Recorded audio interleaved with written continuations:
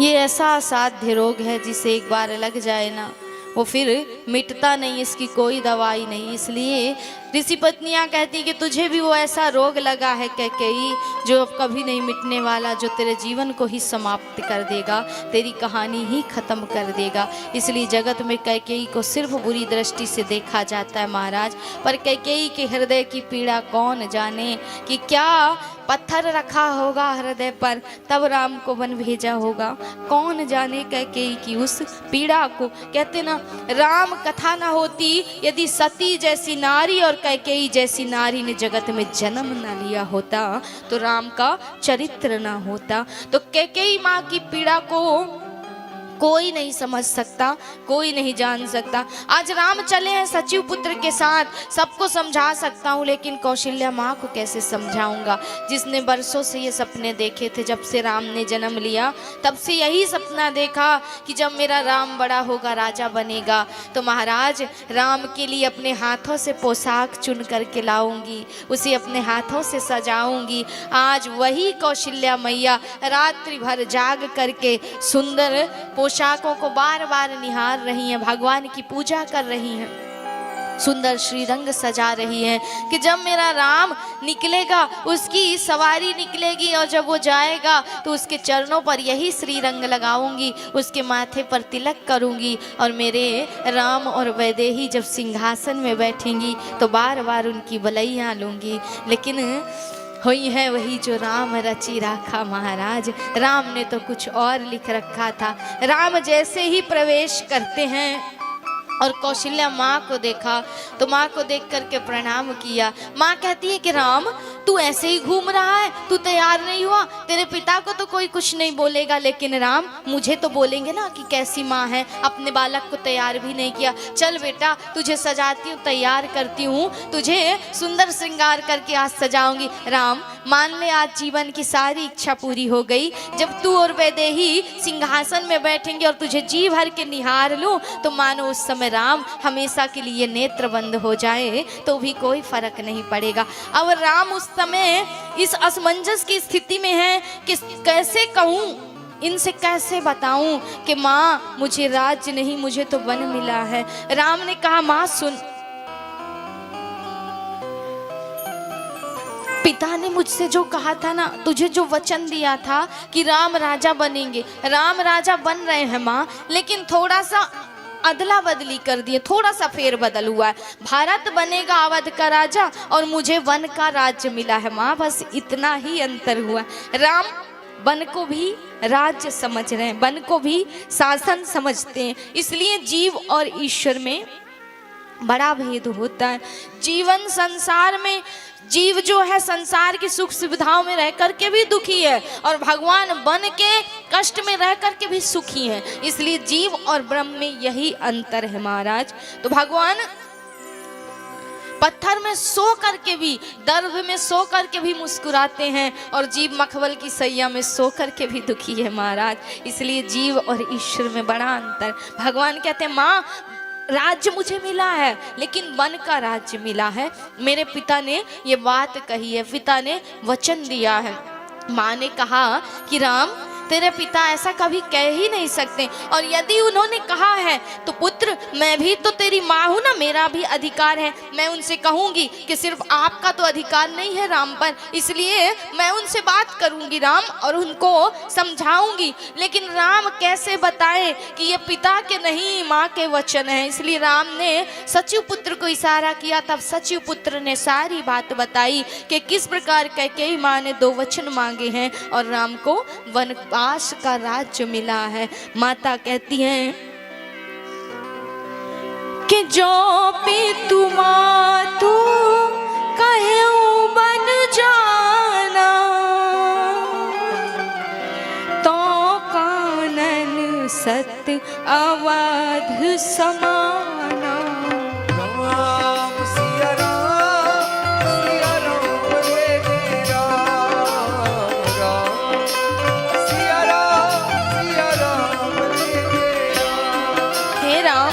यदि तेरे पिता बस ने कहा होता तो मैं उसमें जरूर बात करती, विचार करती, लेकिन तेरी माँ ने भी कहा है तो हे राम मैं तुझे रोकूंगी नहीं।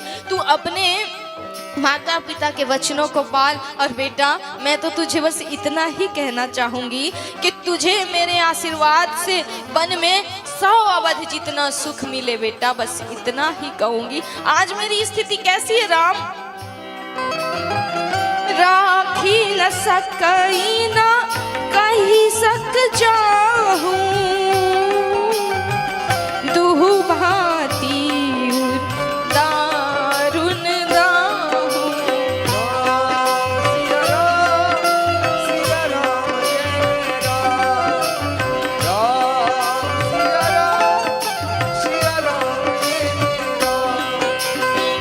धर्म स्नेह भय मति घेरी,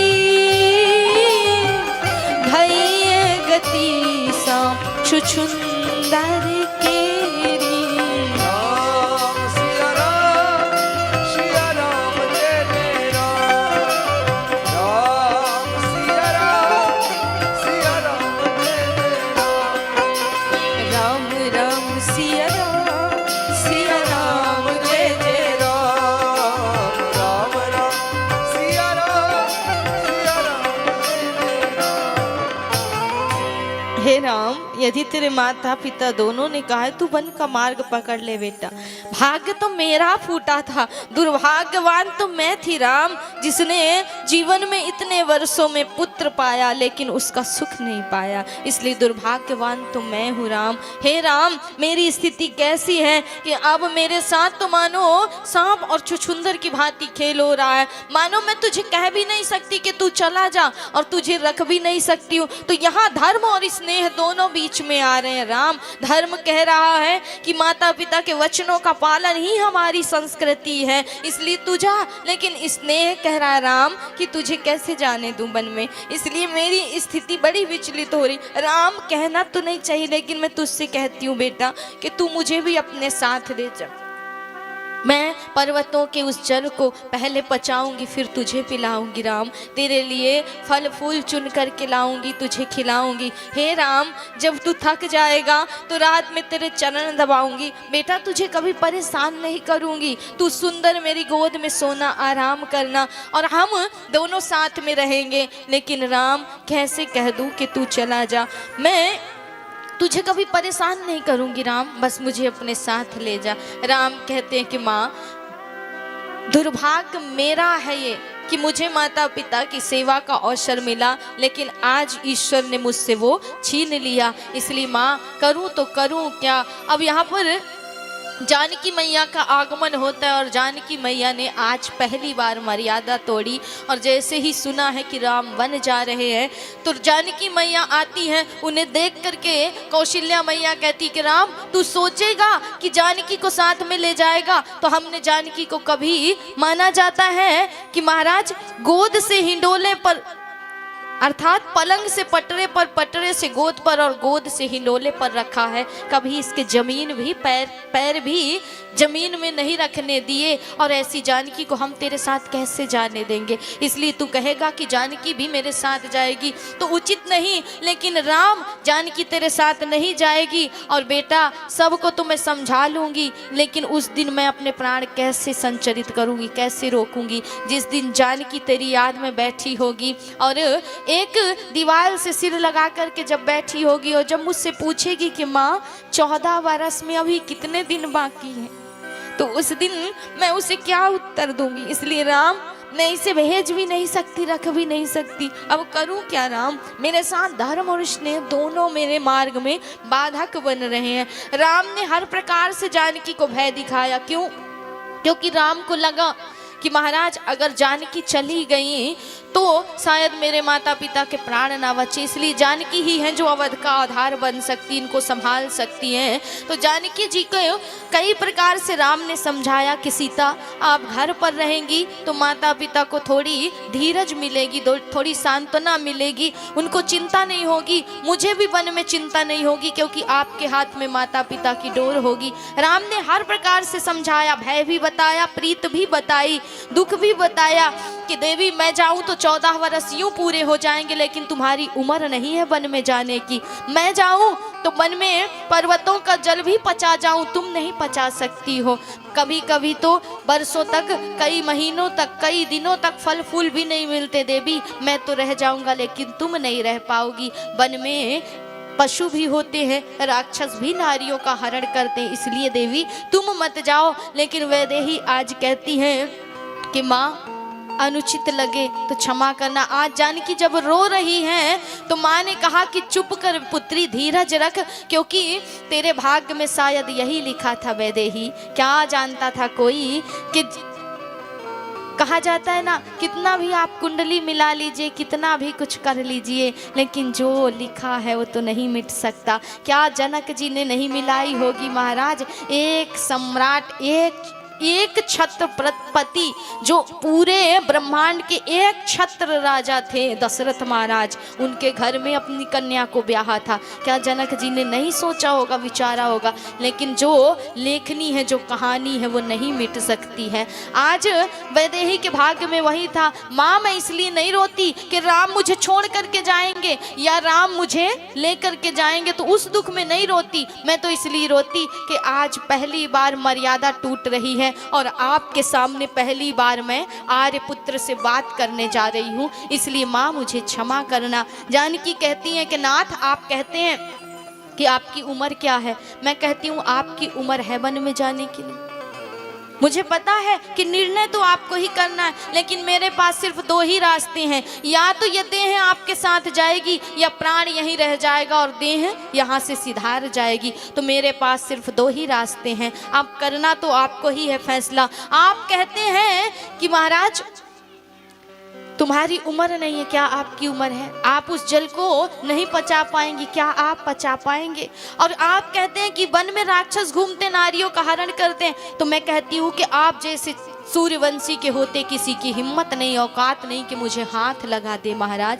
इसलिए निर्णय आपको करना है, आप जो बोलेंगे मैं वही करूँगी। लेकिन हाँ, आप इतना ध्यान रखिएगा कि आप अगर मुझे छोड़ करके जाते हैं तो सिर्फ और सिर्फ ये देह यहाँ रहेंगी, प्राण मेरे आपके साथ जाएंगे। राम समझ गए कि शायद ये हमारे वियोग में जी नहीं पाएंगी, इसलिए कहा वैदेही वन आने की आप तैयारी ही करो। अब वैदेही तो तैयार हो गई। इतने में सूचना मिली लखन लाल को। लखन लाल दौड़े दौड़े आए और कहा मैया, कौशल्या माँ को प्रणाम किया, माँ भूल चूक के लिए क्षमा करना, लेकिन आपसे एक ही बात कहूँगा कि जिस दिन से सुमित्रा माँ ने मुझे समझाया है, मैंने होश संभाला है, मैंने यही जाना है कि राम और जानकी ही मेरे माता पिता हैं। इसलिए प्रभु आप कहोगे कि मैं छोड़ करके जाऊँगा तो मैं हट नहीं करूँगा, लेकिन अगर कोई निर्दोष बालक अपने माता पिता के साथ जाने की हट करे तो माता पिता उससे अपने से अलग भी नहीं करते हैं। इसलिए आप कहेंगे कि हम आपको नहीं ले जाएंगे तो मत ले जाइए, लेकिन सरयू के किनारे तक आऊंगा आपको छोड़ने के लिए और उसी सरयू में डूब करके अपने प्राणों को त्याग दूंगा, लेकिन अपने माता पिता के बिना ये लखन जीवित नहीं बचेगा।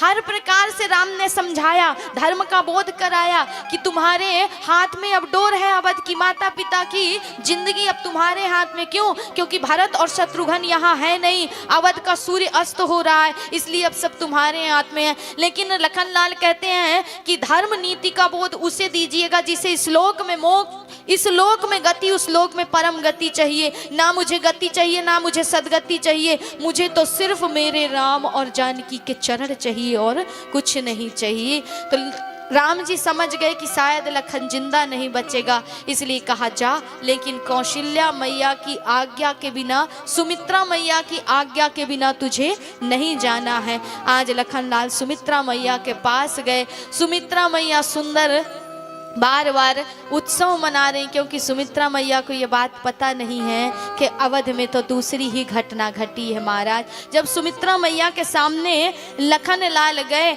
और महाराज जाकर के कहा कि माँ, सुमित्रा मैया ने कहा लखन तू तैयार नहीं हुआ, राम का राज्याभिषेक होना है, चल तैयार हो जा। लेकिन लखन लाल कहते हैं कि माँ सब कुछ उल्टा हो गया। कैकेयी माता ने ऐसा पासा फेंका, ऐसा पासा फेंका कि राम राज्याभिषेक नहीं, राम वनगमन का चित्र बना है। माँ कैकेयी माता ने 2 वचन मांग लिए हैं, एक में भरत का राज्याभिषेक, दूसरा राम वनगमन। जैसे ही सुना तो यहाँ पर लखन लाल को सुमित्रा मैया ने कहा कि चुप हो जा, शांत हो जा। क्यों? क्योंकि कैकेयी इसकी वजह नहीं है, शायद राम वनगमन की वजह तू है। लखन ने कहा मैं क्यों हूं मैया? तो कहा कि लखन तू है शेष अवतार और तेरे पर टिकी है ये पृथ्वी। इसमें जब जब पाप बढ़ता है तब तक भगवान को अपने जीवन में त्याग समर्पण करना पड़ता है। ईश्वर को तब तब कठिन मार्ग पर अपने कर्तव्यों का पालन करने के लिए चलना पड़ता है। इसलिए शायद इसकी वजह तू ही है कि पाप को काटने के लिए ही भगवान बन जा रहे हैं और वजह तू ही है। लखन लाल ने कहा यदि मैं वजह हूँ माँ तो फिर मैं अपने प्राण ही त्याग दूंगा अगर मैं अपने भैया की सेवा ना कर सका। इसलिए सुमित्रा मैया ने कहा कि तू ये सोच ही मत, आज से मैं तेरी माँ तो मैं जन्म से ही नहीं थी, सिर्फ मैंने तुझे जन्म दिया, लेकिन तेरे माता पिता सिर्फ राम और वैदेही हैं। इसलिए मैं तुझसे एक वचन लेती हूँ बेटा कि तू जा उनके साथ वन में और 14 वर्ष उन्हें सुरक्षित लेकर के आना। कभी भी उन पर आंच नहीं आनी चाहिए। तेरे हाथ में अब उनकी जीवन की बागडोर है। इसलिए सुमित्रा मैया कहती कि लखन एक बात याद रखना कि जीवन में कभी किसी को कलंक मत लगाना, कभी किसी पर गलत आरोप मत लगाना। कैकेयी नहीं, इसकी वजह तू ही है। हर जीव अपने दुख के कारण खुद होता है, कोई किसी को दुख नहीं देता है। इसलिए कहीं ना कहीं इसकी वजह तू ही है और हम सूर्यवंशी हैं ही होती कि किसी पर कलंक लगाया जाए। इसलिए दोबारा इस वाणी पर कैकेयी माता का नाम भी मत लाना, उन पे कलंक भी मत लगाना। आज माता सुमित्रा ने कहा कि बेटा तू मुझे वचन दे कि तुझे राम की सेवा का सौभाग्य मिला है और मैं एक माँ होते हुए भी ये तुझसे कह रही हूँ कि आज से जीवन में तू राग, द्वेष, ईर्ष्या, मद, मोह इन 5 दुर्गुणों के अधीन कभी मत होना। तो लखन लाल ने यहीं पर संकल्प लिया था कि माँ 14 वर्ष तक मैं सोऊंगा ही नहीं, मैं निद्रा का परित्याग कर रहा हूँ। आज से संकल्प लेता हूँ और जिस दिन राम लखन वैदेही लौट करके आएंगे, राम का राज्याभिषेक होगा, उस दिन ही लखन फिर तेरी गोद में सोएगा माँ, और जब तू सुलाएगी तभी लखन सोएगा। क्यों? क्योंकि अगर मैं सो गया तो स्वप्न में मुझे इन चीजों का द्वेष लगेगा। इसलिए जागृत में भगवान मेरे सामने होंगे तो न राग आएगा, ना द्वेष आएगा, ना ईर्ष्या, न मद, न मोह, न मत्सर। और अगर मैं सो गया तो कहीं स्वप्न में आ गए तो महाराज मुझे पाप लगेगा, दोष लगेगा। इसलिए लखन लाल ने 14 वर्ष ना सोने का संकल्प ले लिया। और इसीलिए कहते हैं ना कि जगत में राम कथा की इसीलिए आवश्यकता है क्योंकि राम का चरित्र जीवन में उतारना चाहिए, राम की गाथा को जीवन में उतारना चाहिए। एक भाई ऐसा भी जिसने 14 वर्ष दूसरे भाई के लिए ना सोया हो, ये राम कथा में, राम चरित्र में ही संभव